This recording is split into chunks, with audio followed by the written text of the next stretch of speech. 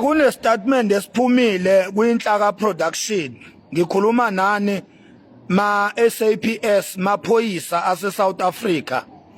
Kune statement esiphumile lapha yana kwinhlaka production TV. La khona ubaba uSipho Mhlongo umdidiyeli webutho lalapha ondini. Baba kaSikhova Mhlongo, uSikhova Mhlongo okhona la ku TikTok. Baba wakhe uyena ongilalela unyenhle. Uthumela izinkabi ukuthi azingithungathe. Uma ngike ngafa maphoyisa ase South Africa. Umuntu ozobe ungibulele ngizobe ngibulawe ubaba kaSikhova Mhlongo, uSipho Mhlongo. Uyena ke umuntu okuzobe ungibulele njengamanje ngoba uyena umuntu ophumele obala ngokuthi uyangithungatha yena nethimba lakhe nezinkabi zakhe sebebuya kwelakithi eMbumbulu abangangithola baya koMeville abangangithola njengamanje uthe balikhiphile ithimba lakhe lezinkabi ukuthi alingifune igoli lonke. So nina ke bezomthetho enginihlonipha kakhulu uma ngingavelelwa inoma intoni kusukela manje kuya phambili umuntu ozobe ngibulele ubaba uSipho Mhlongo omdidiyeli webutho lasondini. Nangu ke lo baba engikhuluma ngaye ake nimbuke. Nansi ke ivideo le eyenza obaba uSipho Mhlongo kanye nethimba lakhe nezinkabi zabo eyenza bangifune. Le video le yenziwa indlunkulu ibize imedia briefing. Ngicaphune mina khona la ku TikTok kwi account ebizwa ngePrince Nqokonqoko. Leyo account ka TikTok ebizwa ngePrince Nqokonqoko ikhona la ngicaphune khona le video la ngisusele khona inkulumo yami uma ngikhuluma ngokuzaleka komntana enkosi umama uMantombi Dlamini. Le nkulumo ngayisusela kule video ke ekuyiyona ivideo ekubeka ngokusobala lokhu okumayelana nalokhu mina engakhuluma ngakho uma ngikhuluma ngesibeletho. Nansi ke le video ake uyilaleleke ezulu. Uyazi ukuthi wadayiselwa ingulube isesakeni. Hawu, kwebo kanjani? Abakutshena ngani ukuthi umntana enkosi wazela kanjani? Cha ngabasho.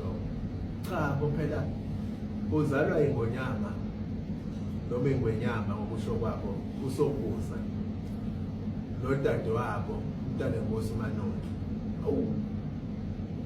Igelele eqele ingonyama okwaqoma kwabiza ukuthi ukuze indlunkulu kaZulu nabangane bengathelwa lechilo kakhulunywe lo daba lulungiswe olwalungiswa ngalendlela ngokosiko lakhona kangwane isiko lebovu lapho umlobokazi ezogana okuyaye enikezwe ingane ifakwe esweni sakhe ibe ingane yakhe yokuqala ukuqobothisa ubukhosikazi bakhe lapha ekhaya.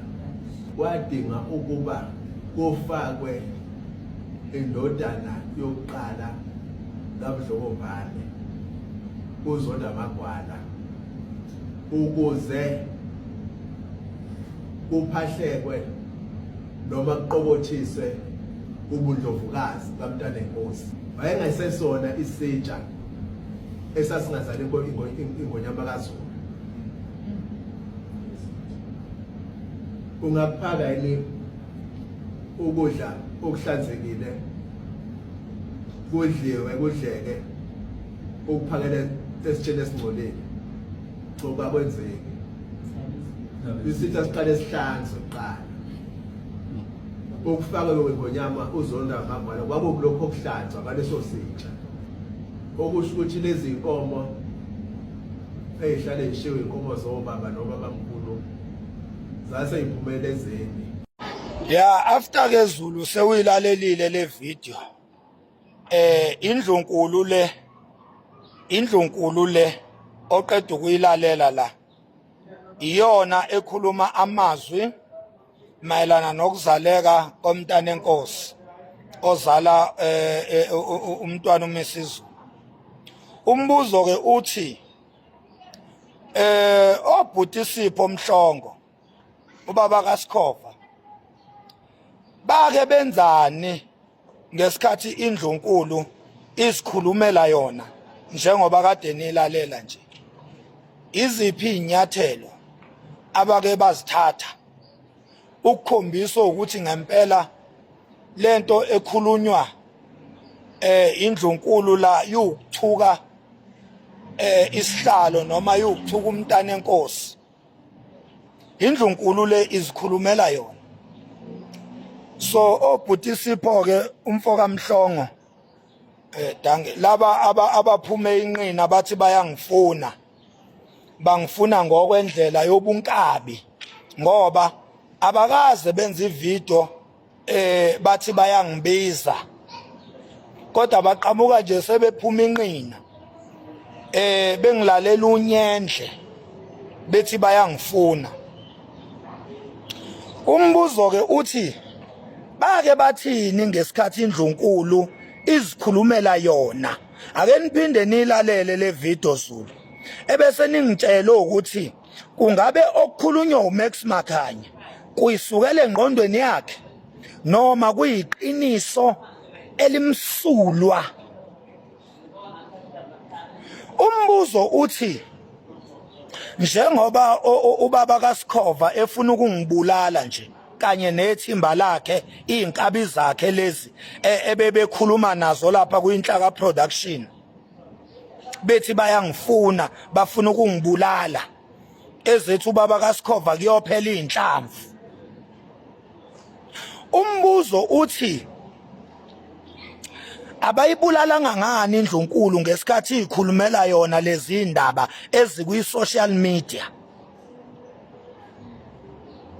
Abayibulalanga ngani indlunkulu ngoba lezi indaba zakhulunywa yiyo indlunkulu, yazikhiphela kithi sumphakathi. Ilowo nje umbuzo. Number 2, uSipho Mhlongo ubaba kaSkhova uyokumela yini ukubhekana namacala uma ngingafa manje? Uma nje ngingase ngife manje, qhamuke nje noma iziphi insizwa zingihlabe ngenhlamvu manje ngife. Uyazi yini uSipho Mhlongo owubaba kaSkhova ukuthi uyena oyobe enze lokho? Lezo nkabi ziyobe ithunywe nguye ngoba uyasho uthi vele useyithumile inkabi ngisho la eGoli, uyithumile inkabi ukuthi azingifuni uthuli, zingifune la ngingakhona. Uyasho uSipho Mhlongo uthi uyikhiphile inkabi. Baqale bayongifuna embumbulu kwelakithi bangangithola, bayongifuna koMayville. Uthi ke manje inkabi useyithumele eGoli.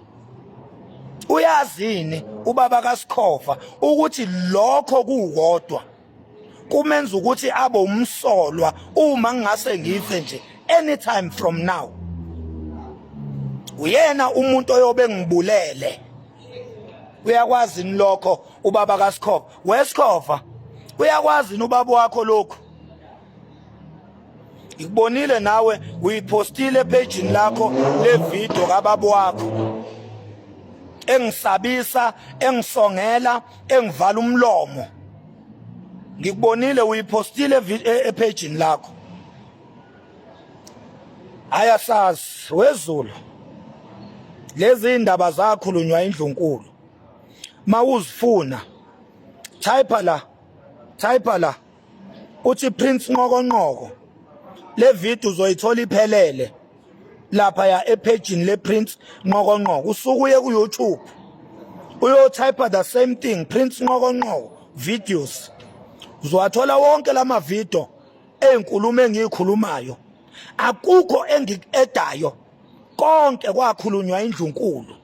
umbuzo uthi othi ngifanele ukufa ngokukhuluma izinto lezi kanti waye ngayibulalanga indlunkulu mayizikhuluma yona noma zirong mayikhulunywa yimi ziright mayikhulunywa indlunkulu zinhlamba mayikhulunywa yimi aziyona inhlamba mayikhulunywa indlunkulu uma ngabe kanti inhlamba le ifunani go social media ifunani emadlebeni ethu into ewukuthuka isihlalo ewukuthuka isilo into ewukuthuka uZulu yaphuma kanjani endlunkulu yezemadlebeni esizwe ifunani kwi public domain into ewukuthuka isizwe angibambe lapho kwamanje cha before nje ngiyibambe angiphinde ngigcizelele la ukuthi ubaba uSipho Mhlongo kanye nezinkabi zakhe lezi abahlangene nazo ukuthi bathi bayangifuna abakwazi lokhu ukuthi abomthetho bakubheke ngezikhali zamantungwa and ubaba uSipho Mhlongo nethimba lakhe nezinkabi zakhe zonke ibona abazobe bangibulele uma ngike ngafa anytime ibona ekuzobe bangibulele ubufakazi bugcwele yonke indawo kwinhlaka production bangisongelile izwe libuka